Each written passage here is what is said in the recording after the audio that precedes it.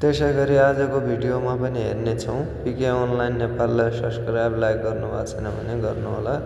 ल आजको भिडियोमा हेर्नेछौँ हिरागाना। हिरागानामा आ भनेको ओखर, हाम्रो नेपालीमा आबाट आउने ओखर।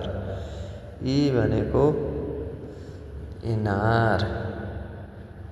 त्यसैगरी अर्को हेरौँ, उ भनेको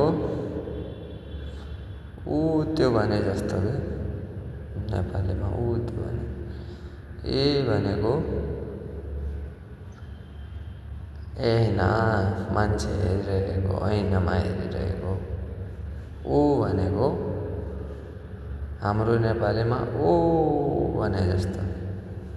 त्यसैगरी मेरो च्यानललाई लाइक कमेन्ट सब्सक्राइब गर्नुभएको छैन भने गर्नुहोला। अनि अल लेखेर सब्सक्राइब गरेर अलमा पनि घन्टी बजाइदिनु होला। यसैगरी पिके अनलाइन नेपाललाई सब्सक्राइब र लाइक कमेन्ट गर्नुहोला।